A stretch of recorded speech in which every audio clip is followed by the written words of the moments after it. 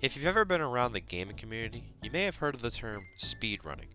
A couple very noticeable ones are Minecraft and Super Mario 64. Games like Minecraft and Mario have some of the most players to ever attempt to speedrun it, and for good reasons why. The games are so entertaining, the precisions to land tricks or make quick decisions is mind-boggling, RNG sometimes playing as a factor, and of course, being classics. If you look at the games as a whole, Minecraft is by far one of the most popular games to ever be released, and before that, back in the 90s, Super Mario 64 was also popular on the NES. For either game to speedrun, a lot of players find it very interesting and want to learn how to speedrun it efficiently. However, a game I could take a chance you probably don't know, and furthermore didn't know you can speedrun, is Ghostbusters, the video game remastered. What the fuck is this piece of shit? Let's wind the clocks back. In the 1980s, it was a goldmine for movies. Ghostbusters is one of the hottest movies to come out during that time, alongside classics like Full Metal Jacket, The Shining, and that one movie that gets played over Christmas. I don't know, something about a Christmas story? However, what sets Ghostbusters among the rest of these classics is the 10 or so games they made after the movie came out. One of these games is cleverly called Ghostbusters the Video Game. You're a goddamn genius! The game came out in 2009 for the Xbox 360, PlayStation 3, and PC. It's important to note that there's another game with the exact same title and came out at the exact same time, but this to the community is referred to as the Stylized Edition. But it's a whole different game entirely for consoles like the Wii, PlayStation 2, and DS. Anyway, back to the main game. 10 years later, they decided to hop on this trend of re-releasing their game with updated graphics and making their consumers pay even more for the exact same game. And that's how we got here. Now that you're all caught up with the game, you might be asking one of two questions. How do you speedrun this game? And why do you speedrun this game? If you would like to know the how, I will be making a multitude of videos that will help you understand and maybe end up liking speedrunning this game for yourself.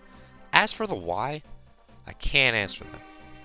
Now, if you never played this game and might have interest playing it, or haven't played it in a very long time and forget how it goes, I highly recommend you buy or replay the game and beat it before watching the rest of this video and future videos.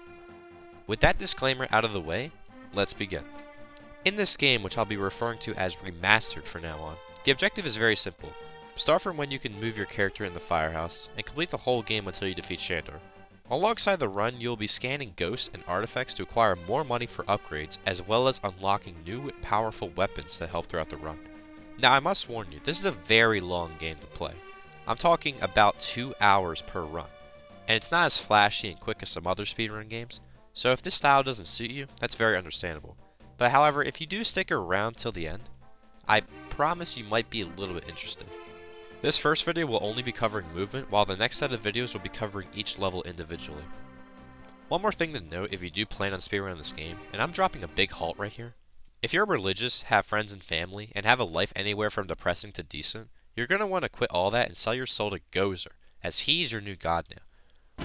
The fuck is he talking about? What I mean by that is this game is not a pretty game to speedrun, and it's not perfect either. The more you speedrun this game over time, the more you will see that this game is really held by just 4 pieces of string. Not to mention, the port to this game is an absolute joke at times.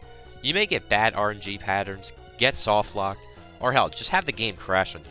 I have many clips where all that happens to me, as well as probably some other people who have ran this game, and it is not pretty. Alright, so let's finally talk about movement. Movement in this game can be split into 4 sections: walking, running, forward hopping, and side hopping. I mean, I guess there's also just popping, but you don't move, so we're just going to skip that. First is walking. Walking is simple, just move the character in a direction and walk. All serious though, you're going to need to know in some sections when to just walk or to slow the pace down. As like mentioned earlier, this game is very fragile. It also might be important to watch how anytime you turn, always look at the model of your character's foot. What the fuck is this? This is important for a couple of strats later on, but always keep an eye on your position is important. Second is running. Running is the most trickiest movement to manage, and there's a lot to discuss, so let's get into it. In this game, you have a hidden stamina bar that the game never mentions or shows you.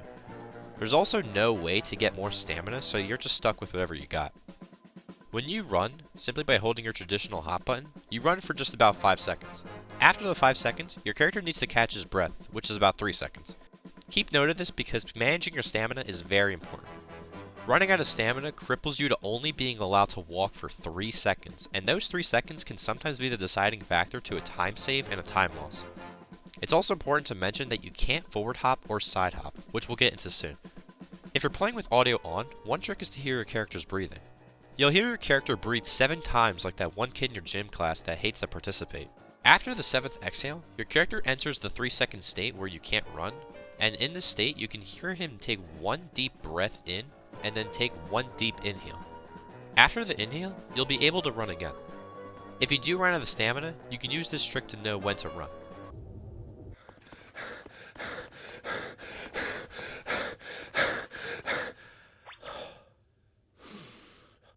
One additional tip is if you can't hear him catch his breath, pay attention to him taking 7 steps.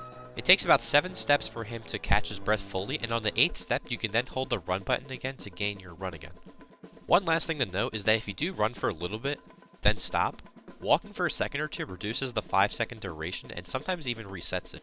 But side hopping most of the time won't work, and you will still lose your stamina if you don't stop for a bit. Keep all this in mind when you're running, but you also shouldn't be running a lot in the game anyway. Instead, forward hopping and side hopping are the best mobility techs. Third is forward hopping. If you attempt to forward hop, simply by pressing the forward button and the hop button, you may notice you gain a bit of distance but then stumble afterwards. Normally this is not very effective. However, a sneaky little trick is if you push forward and hop at the same time, but let go of your forward button while in midair, you gain the same jump but don't stumble, allowing you to essentially do this trick forever. Your stamina is also not affected by this, so this is a very good thing. However, the downside is this is very tricky to land, and it's very inconsistent, with the chances of you stumbling are very massive. Not to mention, you might miss your forward input and hop in place, which loses time. The forward hop trick is very important for pushing the other Ghostbusters to where you want them to be, and for 2 very important skips that will be mentioned later in the series. Finally, the best mobility of them all, side hopping. Side hopping is the fastest way to move all around the game, with no stamina drain, and dodging most enemies as well. Simply by holding left or right and spamming your hop button, you can go across the map much faster than you ever would with running. If you ever watch a top runner play this game, 90% of the time, if they aren't trying to capture a ghost, they're just side hopping across the game like it's a Valve game. However, there is a quirk with side hopping that's pretty noticeable if you try it. Both side hopping left and right have different animations, and this is important. Side hopping left gains less mobility than side hopping right, but you can side hop again quicker than moving right. With this information, side hopping becomes a very situational use on when to use either or to save time. I prefer to side hop right to get somewhere faster, but side hop left to get the AI to come quicker to me. There's also moments where you'll see a turn up ahead, and it makes sense to just side hop left or right depending on where the direction that you need to head. Now, after hearing all about forward hopping and side hopping, you might be wondering what's the point of running then, since side hopping gets you there much faster. 2 reasons: AI manipulation and turning. Sometimes in this game, if you want the AI to get to you quicker, side hopping and bruising your shoulder against the wall doesn't actually make them run to you. So instead, running into the wall makes them come to you faster. But don't worry about any of that, that'll all be mentioned later in the series. And finally, turning. After a side hop, there's a chance you'll just run into the wall you were aiming at without your control, or simply not turn fast enough. This can be a bit of an issue as you can get stuck on walls quickly and lose a little bit of time. While running, you can actually turn your character, and this makes it more effective in areas where there are a lot of sharp turns, and really there's no point in side hopping and turning. There's also areas where there are a crap ton of things in the way, and side hopping has weird collisions that can sometimes get the player stuck and turn into a different direction. Running essentially gives you more options in your turn. I guess as a bonus, there's also a backwards hop, simply by pushing down and hopping at the same time. You gain a lot of distance, but it's so slow to move again. The only time this really comes in handy is if you're trying to dodge a golem or projectile hitting you. Other than that, you should never use this as a main mobility tech. And that's it for movement. In the next video, I'll be going over what settings you should use to play this game, as well as how to beat the Firehouse really fast. If you guys like this video, please drop a like and subscribe. This took me a while to make, and this will be a very difficult series to make in the future.